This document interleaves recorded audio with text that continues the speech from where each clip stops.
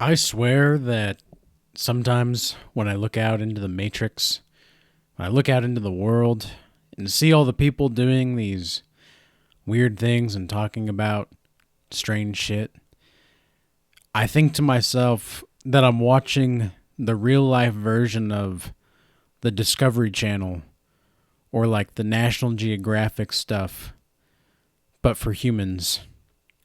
Human beings are weird, man. They are some strange creatures. And what I want to talk about in this video is why you don't need to tell people any more than they need to know. If you are in any kind of way healing from an emotionally dependent relationship or a codependent relationship or a narcissistic relationship, the chances of you actually connecting with somebody and oversharing is upwards of 80%. Because like a shark can smell blood in the water, so can these narcissists detect when you are at your weaker spot in life. And they will take advantage of it. And you have to be aware, and you have to be at least in the knowledge of how to vet people into your social circle to actually make a difference in your social life. You know, there's a lot of these times where we're going through life, and especially chosen ones with a lot of trauma in their past, we're going through life, and when you finally meet somebody, it's like you want to give yourself to this person because it's like, wow, I finally found somebody that understands what I'm going through. And then you start to share, and you start to share, and you start to share. And then you start to feel a little bit depleted, and you start to feel like you're actually not receiving anything on the other end. That's when you know you've given too much, and that's when you know that the relationship that you thought was for you is not for you. Up until about a year ago, I would say actually probably when I started semen retention about 11 months ago is when I really started to notice how much I overly give to other people in my relationships. Because growing up in my background, that was the tendency that I had, was to overshare and then avoid. Overshare and then avoid, which is not a healthy dynamic. In fact, that's an unhealthy attachment style. And it wasn't until about 11 months ago to a year ago where I really started to fully heal from this. And I started to develop a healthy connection with myself that is honestly pure and honestly authentic. And it came from realizing my self-worth and my self-esteem comes from my relationship with the Most High. And so when you are actually in a relationship with the Most High, when you have God in your life and you pray, you fast, you do all these different kinds of things to make sure that you are living a spiritual life. You work out, you eat well, you eat as healthy as you can. You really don't need much other than that. Like, you really don't. And I've already accepted that the possibility anyway, that I'm going to be a loner for life. I've completely accepted it. And the reason for it is because I have so much peace in my life right now. There's absolutely no drama in my life. It is a beautiful thing to experience because that was not my experience growing up. That was not my experience at all. I wouldn't say I had the worst childhood ever because, of course, there are other people that have had it way worse. But it wasn't always sunshine and rainbows and lollipops. And in fact, I felt as if I was walking on eggshells and I was not belonging to anybody around me for most of my life. And it wasn't until about 4 years ago when I felt as though my research for life ended and my actual life started to really begin. And I started to have more respect for myself and my experiences. I started to really learn from my mistakes. And it took me about 3 years, 3 solid years of soul searching to finally reach a state of healthy attachment in my relationships. And it's gotten to the point now where I'm well aware, like 70 to 75% of the people on the planet have insecure attachment styles. Now, there's the insecure attachment styles that are including avoidant attachment or anxious attachment, and then there's the healthy attachment. And these are like the 3 main ones. I know there's a 4th one, but I can't remember the name of it right now. What was the name of it? The 4th attachment style is fearful avoidant. That's right. Which these attachment styles, if you know what your attachment style is, and you know what kind of proclivity you have in your relationships, depending on your upbringing, then you're going to know what to do to how to heal these kinds of attachment styles. I was the avoidant attachment style. I once was. I consider myself to be in the healthy attachment style now because of all the work that I've done, and I can spot very easily red flags and green flags in the people that I surround myself with. It, even as an empath as well, I can get into the presence of somebody and immediately I'll know within seconds how I'm going to be able to act around this individual. And I can see the patterns that are going to be relaying through time with this person. For example, if I'm around a woman and she is off guard by my presence, there's a clash because she's kind of masculine in her life and she has a lot of masculine traits. We're going to clash, right? And so, yeah, things might be steady here, steady there, but I know for a fact that over time, she is going to, not consciously, but unconsciously, she's going to try to berate my will as a man. And I know this because that's something that I experienced a lot growing up with women in my life. The women in my life growing up were highly narcissistic, highly controlling. It was like a matriarchy of some kind. You know, they would play both the victim and the one that had all of the authority and yet no responsibility. It was not ideal. It was not an ideal situation. And the men, most of the men in my life, and you know, this goes for most people in general now. Like I said, 70 to 75%, I would say, have insecure attachment styles, like the ones listed earlier. So the men were beta as fuck, and they didn't know how to have a backbone with these women. And again, I'm not condemning the people that I was around in my life. I'm not condemning them. I pray for them still to this day, to this moment even. However, that does not negate my sight and my discernment. That does not negate my ability to see through what is actually going on. And so a lot of the men would just cater to the women. And I knew that the women didn't find this attractive. And yet, because you can just see the dynamic and you can feel the energy. And especially as an empath, when you don't know you're an empath, but you know that like you're feeling stuff in the room that other people are clearly not, but you can see clear as day what's actually happening. It's like it's like you are living in a different reality of your own. It's like you're living in your own fishbowl, but you don't want to live in your own fishbowl. You're like, no, we're in the ocean.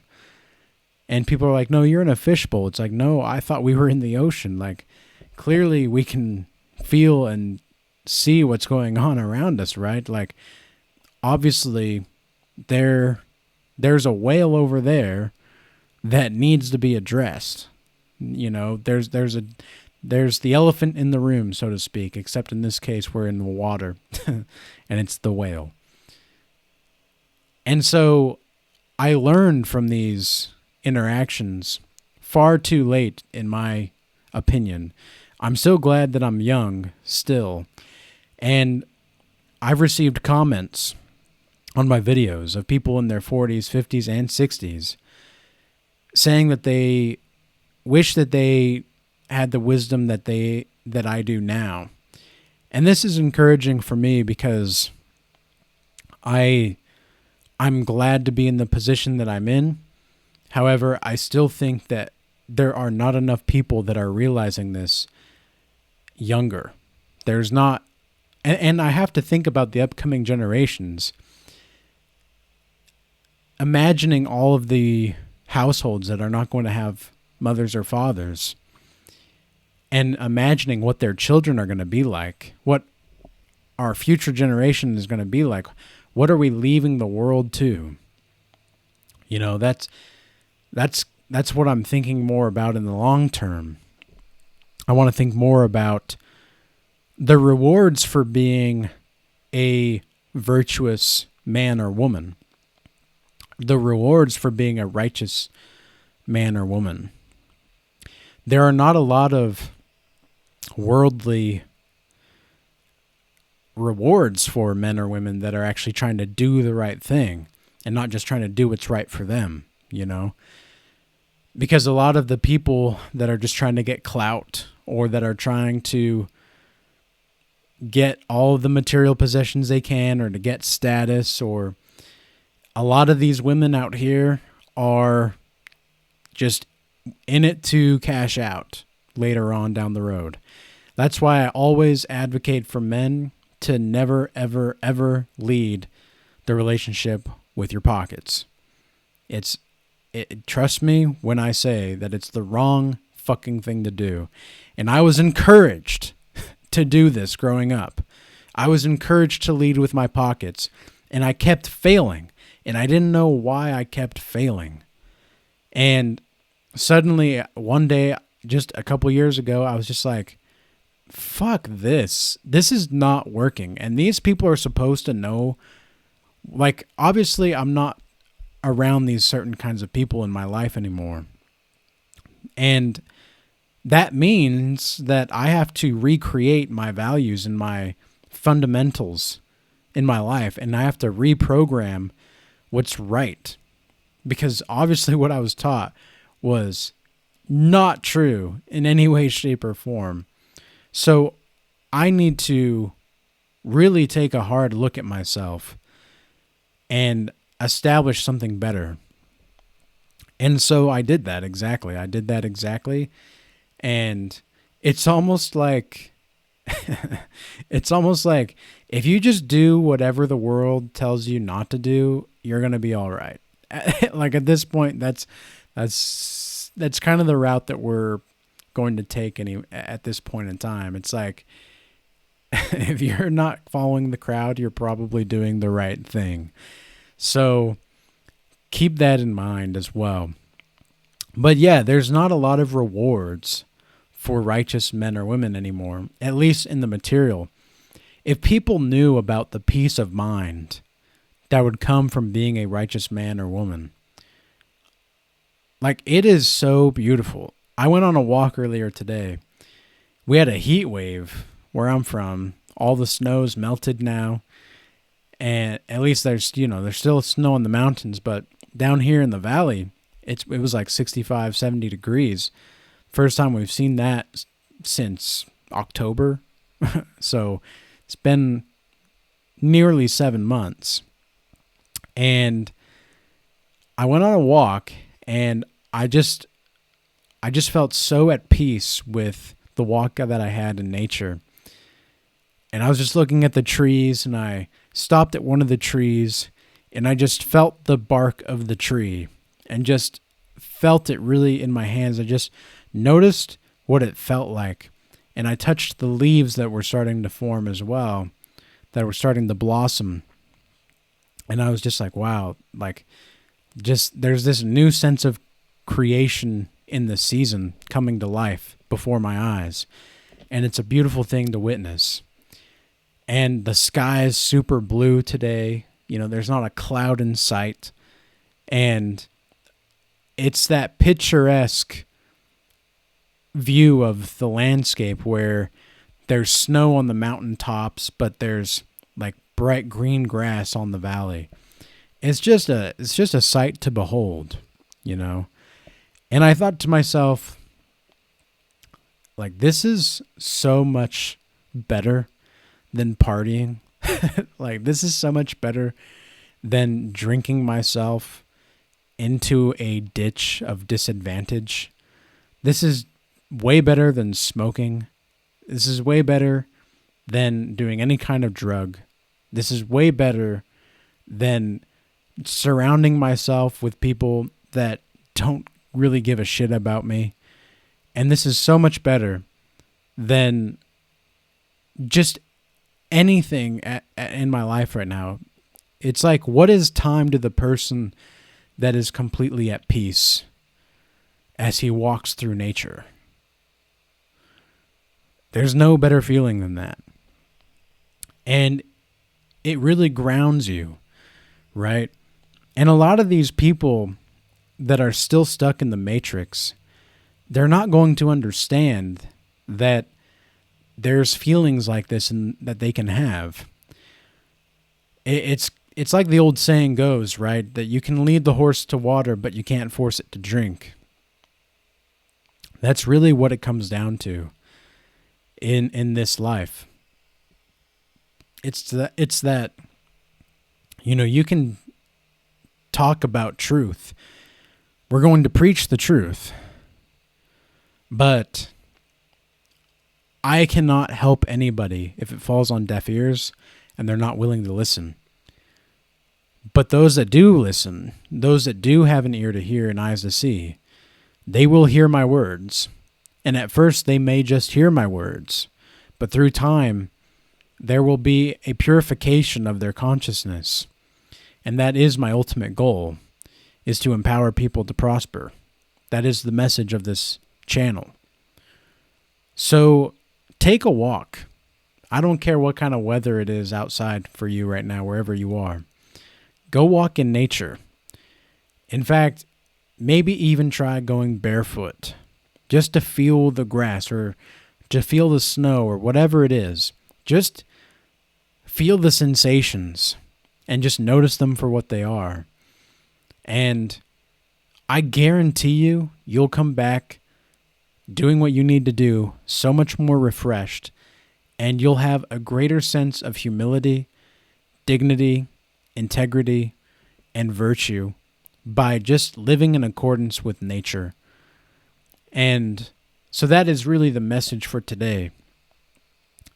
And you do this because you know that the people that are more about drama and more about this and that and what this person's got going on in their life and how this person might be seeing that person or that person is going to have beef with this person. It's like there's so much more better things to worry about. Not even to worry about, to just focus on in life. Because the people that you give that kind of information about your life to, about how good things are going, they're going to find a way to try to tear you down. Now, as the Bible says, no weapon formed against me shall prosper. So, no, they may try to strike you down, but Jesus said also that he gave us a sword of truth, or maybe, how did he say it? He said that he came not to bring peace, but a sword, right? And I think of this sword as the sword of truth. But I also love more what the sword is capable of defending more than it's attacking. So with that being said, peace be with you. Till next time.